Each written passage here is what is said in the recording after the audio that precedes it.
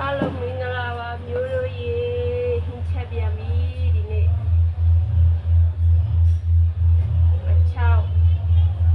ရက်6နဲ့ခရမ်းပြီးနဲ့ရုံးပြီးနဲ့ဆက်မယ်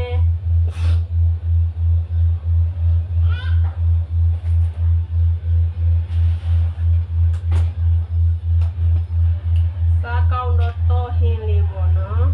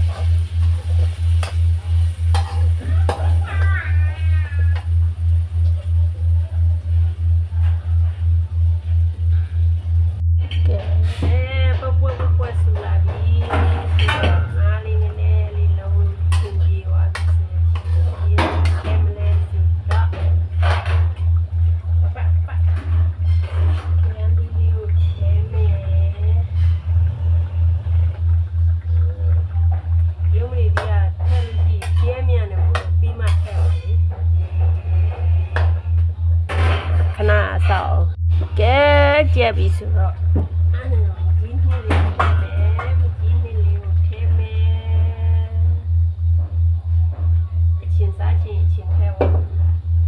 အဲ့ဒီချင်းစားချင်းနဲ့ပချင်းလေးထည့်ဖို့ကိုရအချင်းစားချင်းနဲ့နည်းနည်းမရတော့က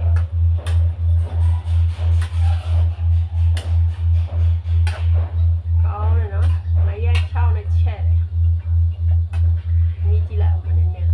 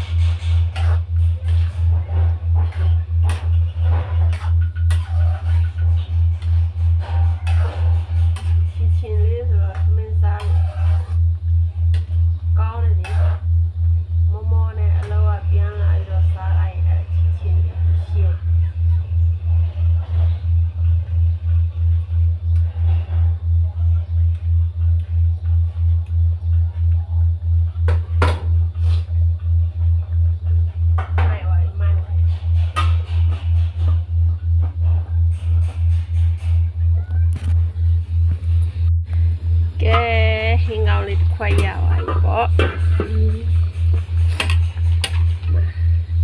ဟင်းရှေ့ကြံငါရ6မိုက်တယ်ဒီနေ့ရှေ့ဖြစ်သွားပါပြီစားကြပါဦးဟင်းဦးလေးကကြည့်မိုက်နေတယ်သမင်းကတော့ရှော့ဝင်တော့မှာပဲကောင်းတယ်โอเคဘလုံးကျေးဇူးတင်ပါတယ်